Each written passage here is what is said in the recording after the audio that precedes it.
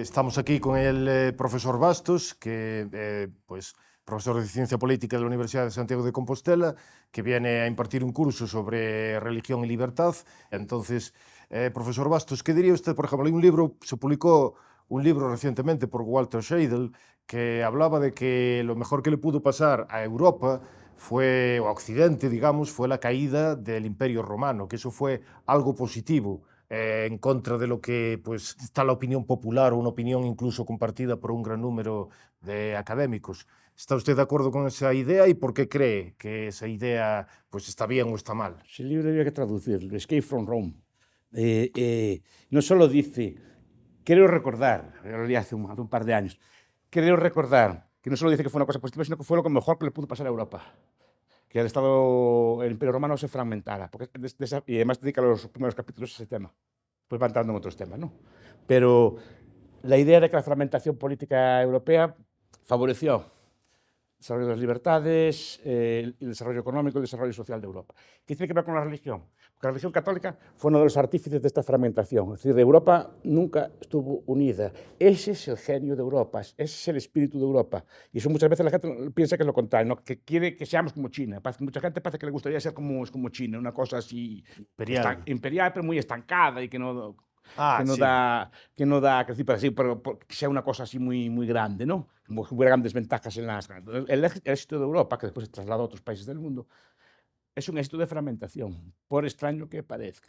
¿Y por qué tiene que ver con la religión? Porque la religión católica, como acabo de decir, facilita esa fragmentación, porque siempre, por diplomacia, porque no lo convenía, lo que fuera, y impidió que se creasen grandes imperios en Europa.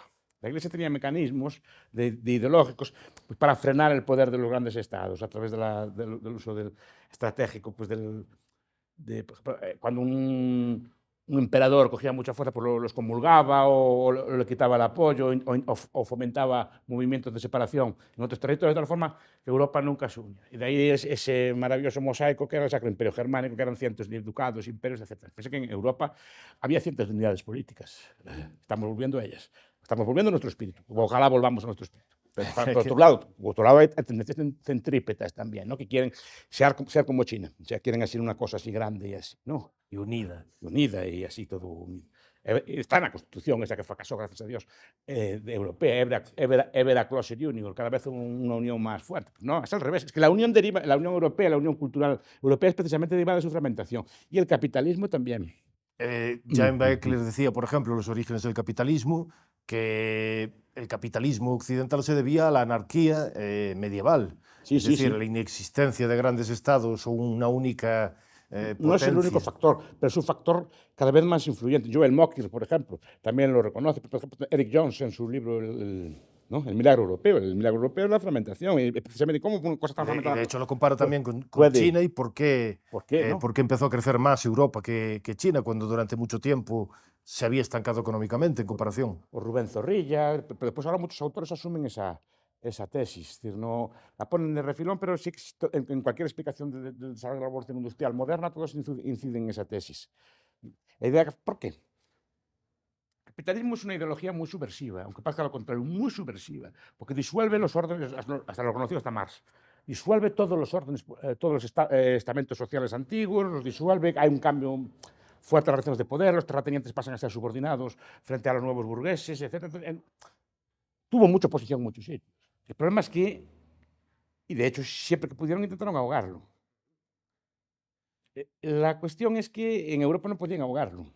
Porque podías ahogarlo en un sitio, pero hay muchos que no podían. Debido a la fragmentación. Sí, hay una leyenda del emperador Tiberio, me gusta mucho. Creo que es el emperador Tiberio. Es una leyenda muy repetida, no sé si es apócrifa o es real, o sea que no hay mucho caso. Me interesa la idea más que el concepto. Dice que le apareció un inventor, un invento nuevo, no sé si una forma de cristal, una máquina nueva o algo así, ¿no? Entonces que si le ofreció el invento al emperador para que lo tal.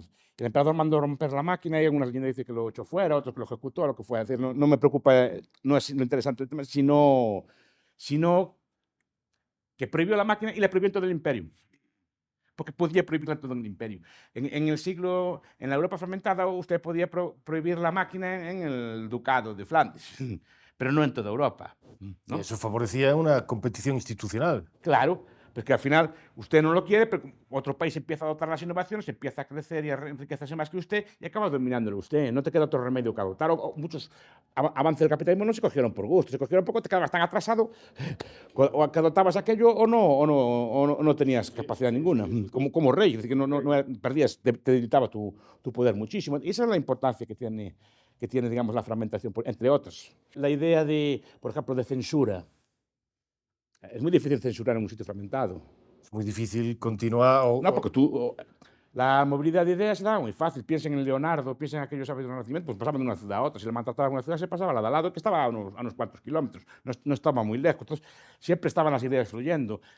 Usted podía poner censura en un país, pero los libros entraban de contrabando de otros. Pasaban en España, por ejemplo, ¿no? Y en general muchas otras cosas, ¿no? Y las innovaciones se difunden. Además, siempre el experimento también es negativo. Si un reino o un principado, un ducado hace un experimento y le va mal, pues no se copia y ya está. Si lo hace bien, se copia. Entonces, es un proceso siempre de innovación continua. Mejora la calidad de la moneda, por ejemplo. Disminuye, por ejemplo, la presión fiscal o disminuye la presión de los nobles sobre los súbditos porque los súbditos tienen escape. Permite imitar aquellas cosas que funcionan más o menos bien y no imitar aquellas cosas que se ven que fracasan. Es un laboratorio siempre de experimentar cosas. Esto es una idea fundamental, me parece a mí, que muchas veces pues, no se tiene en cuenta. Bien, no parece que está siendo como China, que todo va a ser mejor, todo va a ser más... Somos más grandes. Parece que aquello es una maravilla. Además, curiosamente favorece el libre mercado, ¿no? Lo favorece. Claro, un Estado pequeño no puede ser autarquíco. No, claro, no puede, un gran imperio, se vería demasiado rápido. Se vería demasiado y además que un Estado pequeño sabe que no puede tener de todo. Claro. Un ducado, un principado no puede tener de todo. Y al final necesitas los medios de fuentes, no puedes andar con muchos remilgos a la hora de ser proteccionista, cosas por el estilo. No te queda otra. Tienes que comerciar y tienes que comerciar tratar por con fuerza otras porque personas. necesitas cosas. Pues son ideas muy, muy, muy interesantes. Son contraintuitivas muchas veces, por lo menos a lo que estamos acostumbrados. Y contraintuitivas. Pero muchas gracias, profesor Bastos, por estar aquí y compartir sus ideas con nosotros. Muchas gracias a ustedes, como siempre.